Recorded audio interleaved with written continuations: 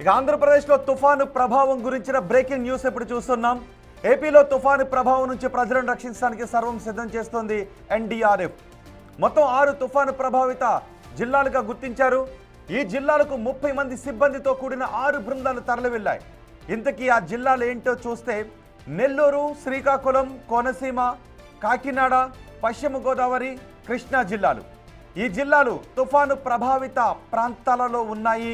ఎల్లుండి ఈ తుఫాను తీరం దాటే అవకాశం ఉంటుంది. తుఫాను తీవ్రత చాలా ఎక్కువగా ఉన్న నేపథ్యంలో ఎటువంటి ప్రాణ నష్టం జరగకుండా సాధ్యమైనంత వరకు ఆస్తి నష్టాన్ని కూడా తగ్గించే విధంగా అధికారులు రంగంలోకి దిగారు. మొత్తం అన్ని జిల్లాల అధికారులు అప్రమత్తమై ఉన్నారు. కృష్ణా బెటాలియన్, ఈ జిల్లాల బెటాలియన్ కమాండెంట్ ప్రసన్న కుమార్ తమ సిబ్బందికి పలు సూచనలు చేశారు. NDRF battalion commandant Prasanna Kumar తమ సిబ్బందికి తుఫాను ప్రభావిత ప్రాంతాల్లో ఏ విధంగా సహాయక చర్యల్లో పాల్గొవాలి అనే విషయంపై సూచనలు చేశారు. వాతావరణ శాఖ ఇచ్చిన హెచ్చరికల నేపథ్యంలో మోంతా ప్రస్తుతం అది తీవ్ర వాయుగుండంగా మారింది. అది రేపటికి తుఫానుగా, ఎల్లుండికి అది తీవ్ర తుఫానుగా మచిలీపట్నం మరియు కళింగపట్నం మధ్యలో కాకినాడ వద్ద తీరం దాటుతుందనేసి వాళ్ళు సమాచారం ఇచ్చారు. ఆ సమాచారం మేరకు రాష్ట్ర ప్రభుత్వం అనేక చర్యలు తీసుకుంటుంది. సో ఆ చర్యల్లో భాగంగా ఈ తుఫాన్ టైంలో ఎవరైతే ప్రజలు ముంపు ప్రాంతాల్లో ఉన్న ప్రజలు ఎవరికైతే సహాయ సహకారాలు కావాలో వాళ్ళందరి కోసం 6 ఎన్డీఆర్ఎఫ్ టీంలు డిప్లాయ్ చేయడం జరిగింది. అవి నెల్లూరు, కృష్ణా, వెస్ట్ గోదావరి, కోనసీమ, కాకినాడ మరియు శ్రీకాకుళం జిల్లాల్లో మా టీమ్స్ ఆల్రెడీ డిప్లాయ్ అయ్యి ఉన్నాయి. ఇదే కాకుండా ఒక టీము కేంద్రపాలిత ప్రాంతం యానాంకు కూడా వెళ్ళటం జరుగుతుంది. ఇంతే కాకుండా కొన్ని టీంలు విజయవాడలో, కొన్ని టీంలు వైజాగ్లో కూడా మేము రిజర్వ్లో ఉంచాము. ఇన్ కేసు ఏదన్నా అవసరమైనప్పుడు అవి ఇమ్మీడియట్గా మూవ్ అవుతాయి ఎక్కడైతే అవసరం అవుతాయి. తుఫాను ప్రభావం ఆంధ్రప్రదేశ్ తీర ప్రాంతంపై చాలా ఎక్కువగా ఉండే అవకాశం ఉంది అని ఆంధ్రప్రదేశ్ ప్రభుత్వం అలర్ట్ అయింది. ఇప్పటికే తుఫాను ప్రభావం స్పష్టంగా కనబడుతుంది. రేపటి నుంచి ఈ ప్రభావం మరింత ఎక్కువయ్యే అవకాశం ఉంటుంది. ఎల్లుండి తుఫాన్ తీరాన్ని దాటే సమయంలో, తీరాన్ని తాకే సమయంలోనూ, తీరాన్ని దాటే సమయంలోనూ కొంత నష్టాన్ని కలిగించే అవకాశం ఉంటుంది. కాబట్టి ప్రభుత్వం అన్ని జిల్లాల ప్రభావిత జిల్లాల అధికారులను అప్రమత్తం చేస్తుంది. ఎన్డీఆర్ఎఫ్ బృందాలు కూడా రంగంలోకి దిగాయి. ఒకసారి మా ప్రతినిధి రాజుతో మాట్లాడదాం. రాజు, తుఫాను ప్రభావం ఇప్పుడు ఆంధ్రప్రదేశ్ తీర ప్రాంత జిల్లాలపై ఏ విధంగా కనిపిస్తోంది? రేపటికి తుఫాను ప్రభావం ఎలా ఉండే అవకాశం ఉంటుంది అని వాతావరణ శాఖ అధికారులు చెప్తున్నారు. ఆగ్నేయ బంగాళాఖాతంలో ఏర్పడిన ఈ వాయుగుండం ప్రస్తుతం మరికొద్ది గంటల్లో తుఫానుగా మారే అవకాశం అయితే కనిపిస్తుంది. ఇప్పుడు తీవ్ర వాయుగుండంగా ఇది కొనసాగుతుంది. ఇది మరికొద్ది గంటల్లో తుఫానుగా రూపాంతరం చెందుతుంది. అయితే 28వ తేదీకి ఇది తీవ్ర తుఫానుగా రూపం మార్చుకుని తీరం దాటే అవకాశం అయితే కనిపిస్తుంది. ప్రస్తుతం విశాఖకు దక్షిణ ఆగ్నేయంగా 800 కిలోమీటర్ల దూరంలోనూ, కాకినాడకు ఆగ్నేయ దిశగా 800 కిలోమీటర్ల దూరంలో ఈ వాయుగుండం అయితే ప్రస్తుతం కొనసాగుతున్నటువంటి పరిస్థితి అయితే కనిపిస్తుంది. ఇది గడిచినటువంటి 6 గంటల్లో గంటకు 8 కిలోమీటర్ల వేగంతో ఈ తుఫాను కదలికైతే ఉన్నటువంటిది అయితే ఉంది. ముఖ్యంగా ఈ తుఫాను అంటే ఇప్పుడు దీనికి మంతా తుఫాన్ అని పేరు పెట్టినా కానీ ప్రస్తుతం ఇది వాయుగుండంగా కొనసాగుతున్నటువంటి నేపథ్యంలో 27వ తేదీని ఇది తుఫానుగా రూపాంతరం చెందితే ఈ పేరును దీనికి పెట్టడం అయితే జరుగుతుంది. దీనికి సంబంధించి అంటే వాతావరణ శాఖ అధికారులు కూడా కాకినాడ అంటే 28వ తేదీన కాకినాడ తీరంలో ఇది తీరం దాటే అవకాశం అయితే ఉంది. కళింగపట్నం నుంచి మచిలీపట్నం మధ్యలో కాకినాడ సమీపంలో ఇది తీరం తాకి దాటే అవకాశం ఉందని వాతావరణ శాఖ అధికారులు అయితే అంచనా వేస్తున్నారు. అయితే ఇక్కడ కొన్ని అంటే గాలి ఓటాన్ని బట్టి కూడా ఈ కదలిక అనేది వేగంగా ఉంటుంది. తేలిపోయే అవకాశం కూడా ఒక్కొక్కసారి కనిపిస్తూ ఉంటుంది. ఈ నేపథ్యంలో రాష్ట్ర ప్రభుత్వం అప్రమత్తమైంది. ముఖ్యంగా చూస్తే ప్రభుత్వం ఇప్పటికే రాష్ట్రంలో ఉన్నటువంటి 12 జిల్లాల్లో స్కూల్స్ కి అటు ప్రభుత్వ ప్రైవేట్ స్కూల్స్ అన్నింటికీ కూడా సెలవు ఇచ్చినటువంటి పరిస్థితి కనిపిస్తుంది. ముఖ్యంగా కృష్ణా, ఈస్ట్ గోదావరి, అన్నమయ్య, కడప, బాపట్ల, ఎన్టీఆర్, గుంటూరు, అనకాపల్లి, కాకినాడ, ఏలూరు, పల్నాడు, అంబేద్కర్ కోనసీమ జిల్లా. ఈ జిల్లాలకు సంబంధించి రేపటి నుంచి 3 రోజుల పాటు సెలవులు అయితే ప్రకటించినటువంటి పరిస్థితి ఉంది. ఎందుకంటే 27, 28, 29 ఈ 3 రోజులు భారీ స్థాయిలో వర్షాలు కురిసే అవకాశం ఉన్నటువంటి నేపథ్యంలో అధికారులు అయితే ఈ నిర్ణయం అయితే తీసుకున్నారు. ఇప్పటికే సీఎం చంద్రబాబు మొత్తం రివ్యూ నిర్వహిస్తున్నటువంటి పరిస్థితి అయితే ఉంది. ముఖ్యంగా విద్యుత్ శాఖతోనూ, రెవెన్యూ శాఖతోనూ, డిజాస్టర్ మేనేజ్మెంట్ అండ్ హోంమంత్రిత్వ శాఖతోనూ ఇప్పటికే నిర్వహించి ఎక్కడా ప్రాణ నష్టం జరగకుండా ఉండేలాగా అధికారులంతా అప్రమత్తంగా ఉండాలని సీఎం చంద్రబాబు అయితే ఆదేశాలు జారీ చేసినటువంటి పరిస్థితి ఉంది.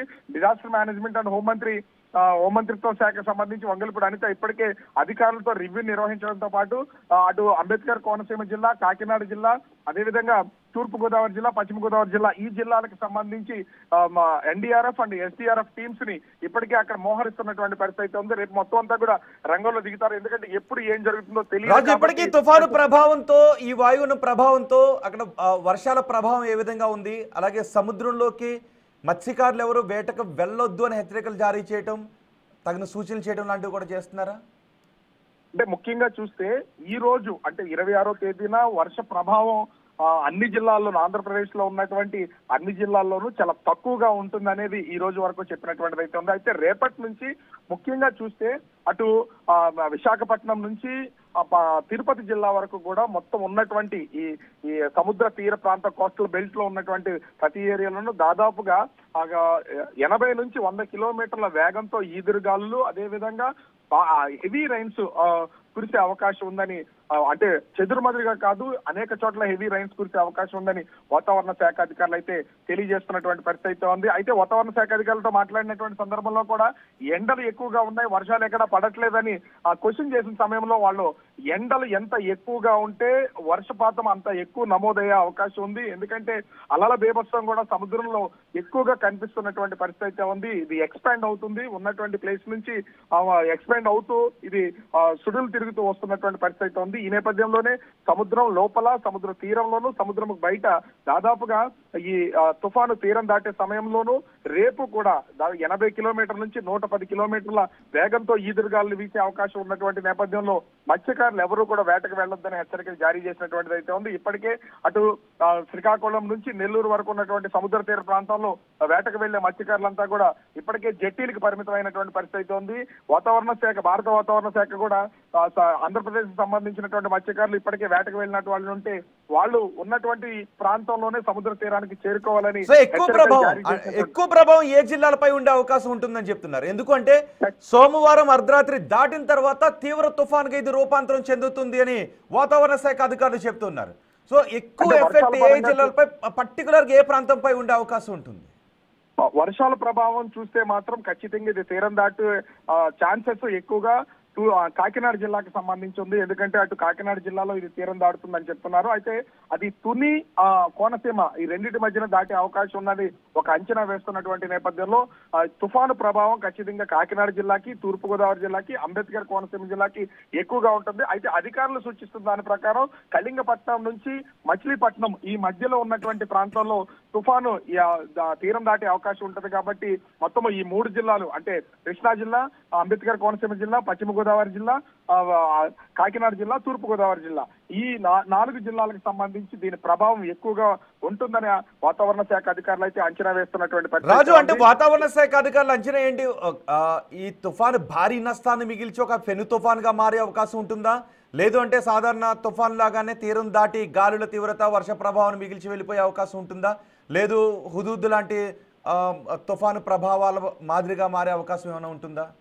అంటే ఇప్పటి వరకు వాతావరణ శాఖ అధికారులు అంచనాలు వేస్తున్న దాని ప్రకారం సముద్రంలో కదలిక, ఎందుకంటే చాలా వేగంగా కదులుతూ వస్తుంది, గంటకి 8 కిలోమీటర్ల వేగంతో సుడులు తిరుగుతూ వస్తున్నటువంటి నేపథ్యం అయితే మ్యాపింగ్ ద్వారా తెలుస్తూ ఉంది. దీన్ని గమనించినటువంటి విశాఖ తుఫాను హెచ్చరికల కేంద్రం అధికారులు మాత్రం అంటే ఈ సంవత్సరం ముఖ్యంగా వర్షాకాలానికి సంబంధించి ఈ సంవత్సరం ఇదే మొట్టమొదటి తుఫాను. ఇప్పటి వరకు అల్పపీడనాలు, అదేవిధంగా ఈ వాయుగుండం మాత్రం ఏర్పడినటువంటి పరిస్థితి అయితే ఉంది. కాకపోతే మొట్టమొదటిసారిగా ఆంధ్రప్రదేశ్ కి ఏర్పడినటువంటి తుఫాను కావడం ఇది భారీ స్థాయిలో ఉండే అవకాశం అయితే కనిపిస్తుందని చెప్తున్నారు. అంటే వాతావరణ శాఖ అధికారుల అంచనా ప్రకారం 96 లో వచ్చినటువంటి తుఫాను ప్రభావం ఏ విధంగా అయితే కోనసీమ అటు ఉభయ గోదావరి జిల్లాల మీద ఏ విధంగా అయితే పడిందో ఇది కూడా ఆ స్థాయిలో ఉంటుందని అంచనాలు వేస్తున్నటువంటి పరిస్థితి అయితే ఉంది.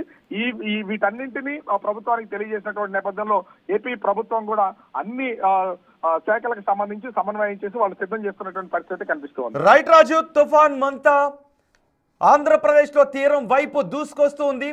మచిలీపట్నం కళింగపట్నం మధ్య ఎల్లుండి ఈ తుఫాన్ తీరం దాటే అవకాశం ఉంది. ఈ అర్ధరాత్రి దాటిన తర్వాత ఇది తీవ్ర తుఫానుగా మారుతోంది అని వాతావరణ శాఖ అధికారులు చెప్తున్నారు. కాబట్టి ప్రజలు అప్రమత్తంగా ఉండాలని చెప్తున్నారు. అలాగే మొత్తం జిల్లాల అధికార యంత్రాంగం కూడా అప్రమత్తంగా ఉండాలి అని ప్రభుత్వం ఆదేశాలు జారీ చేసింది. గతంలో ఎన్నో తుఫాన్లు వచ్చాయి, కొన్ని తుఫాన్లు మాత్రం తీవ్ర ప్రాణ ఆస్తి నష్టాన్ని మిగిల్చాయి. ఈ తుఫాను ప్రభావం చాలా ఎక్కువగా ఉంటుంది కాబట్టి జాగ్రత్తగా ఉండండి అని చెప్తున్నారు. అంతేకాదు స్కూళ్లకు సెలవులు కూడా ప్రకటించారు.